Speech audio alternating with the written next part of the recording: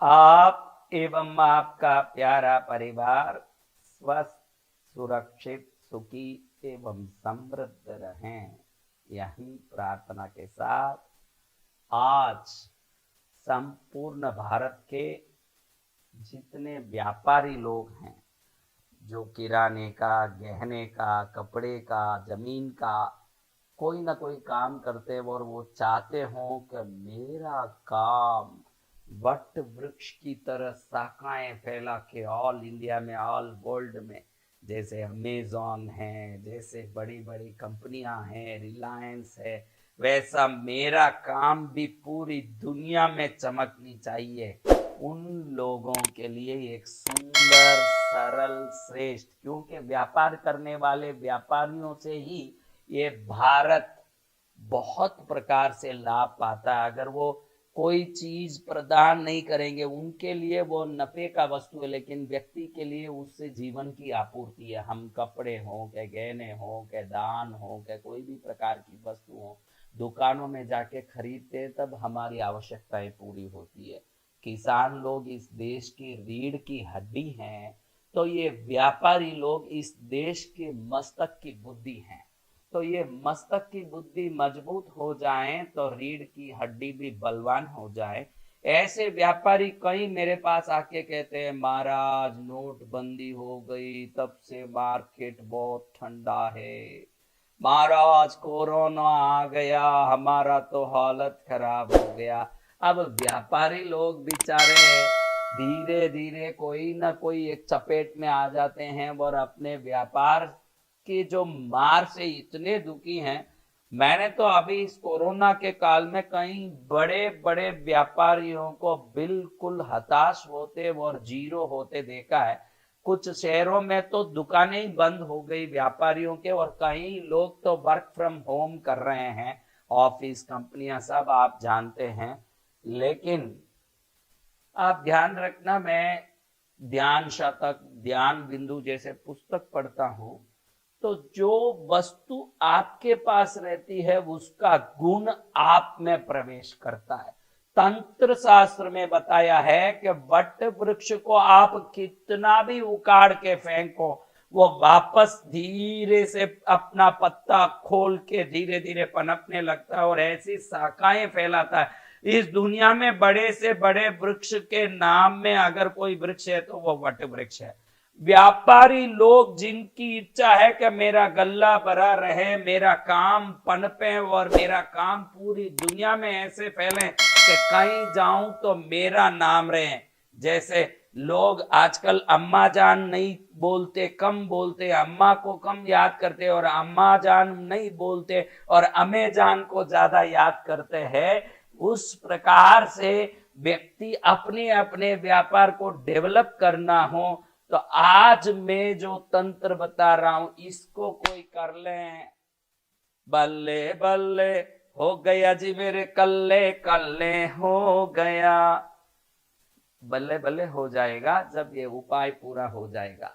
करना इतना ही है कि एक अच्छी पूर्णिमा के दिन, जिस दिन पूर्णिमा दिन में चलती हो, उस दिन आप सुबह में 12 बजे पहले, सूर्योदय से 12 बजे पहले किसी भी वट वृक्ष के पास एक लोटे जल में थोड़ा सा हल्दी का पानी लेके जाएं और वट वृक्ष की छाया के नीचे जहां मट्टी है वहां वो पानी छांट दें। फिर थोड़ी देर वहां बैठे, क्योंकि उस मट्टी में कभी कुत्ते टट्टी गए होंगे, कोई गंदगी लगी होगी। ऐसे ही वो मट्टी को लेके आ जाओगे तो वो पहले भूमि शुद्धि करनी पड़ती है, इसलिए एक लोटे में पानी, पानी में थोड़ा सा हल्दी डाल के जाएं और उसको थोड़े से ऐसे छांट लें, उस जगह पर छांट लें। और ये जो कर्म आप कर रहे हो, इसको करते समय आपका मुख पूर्व की दिशा में होना चाहिए, फेसिंग ईस्ट, खड़े होकर के वट वृक्ष की छाया की नीचे वाली मट्टी, बाहर की नहीं। जहां ये वट वृक्ष छाया दे रहा उसके नीचे की मट्टी पर ऐसे हल्दी का पानी छांटे और छांटने के बाद थोड़ी देर वहीं रहें और जो वहां शाखाएं लटक रही है उसमें से खाली इतना सा एक टुकड़ा, एक उस शाखा का, जो शाखाएं लटकती रही है, बहुत सारी लटकती है वट वृक्ष में, उसमें से इतना सा एक टुकड़ा वंदन करके, अनुमति लेके, प्रार्थना करके, वृक्ष वृक्षराज मैं अपने कल्याण के लिए आपका ये छोटा सा भाग ले रहा हूं, मुझे क्षमा करें, मुझे आशीर्वाद दें कि आपके ही तरह मेरा दुकान, मेरा काम, मेरी व्यवस्था, मेरा व्यापार पनपता जाए, इसलिए ये शाखा ले जा रहा हूं। मेरे भी अनेकों शाखाएं बन जाएं, इसलिए ये ले जा रहा हूं। ऐसे प्रार्थना करके आप छोटा सा एक 3 इंच जितना छोटा सा शाखा तोड़े, नीचे से एकदम एड्ज से, जहां से लटक रहा है एड्ज से छोटा सा शाखा तोड़े। और इस शाखा को तोड़ने के बाद ये मट्टी में जब पानी छांटा 10-15 मिनट बाद एक मुट्ठी, थोड़ी सी एक मुट्ठी जितनी मिट्टी, जहां से हल्दी छांटा, पानी छांटा, उस जगह से थोड़ी सी मिट्टी ले लें और इन दोनों को एक पीले कपड़े में ले लें।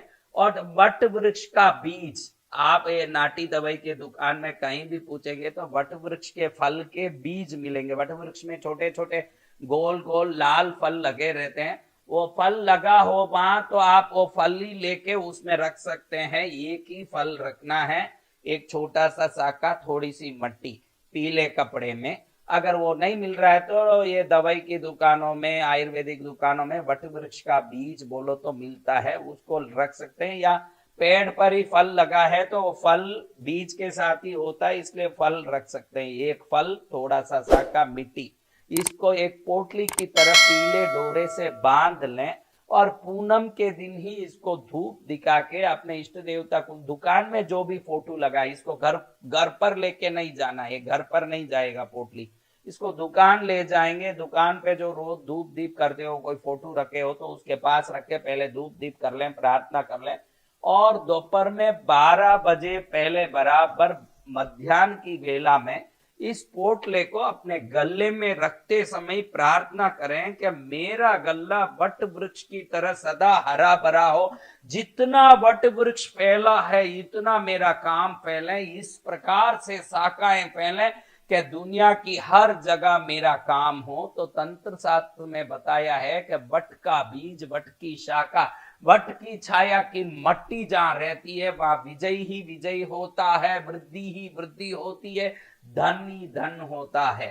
तो आप इस महामंगलकारी तंत्र शास्त्र के वट वृक्ष तंत्र को करके अपने व्यापार को, अपने कार्यों को सिद्ध करें। कई लोग कहते हैं महाराज के व्यापारियों के लिए भी कुछ बताओ, आखिर हम भी तो यहाँ चपेट खाए हुए हैं, कितने ही साल हो गए, जमीनों के धंधे, मार्केट खराब 2005 में हुआ, अभी तक उठ नहीं पाया महाराज। गए सोने का भाव ऐसे चढ़ रहा है जैसे पर्वत पर कोई आदमी चढ़ता हो, हर जगह परेशानी है महाराज, कुछ बताओ। तो मैंने सोचा कि भाई एक ऐसा उपाय है जो सरल तो है लेकिन शक्तिशाली है।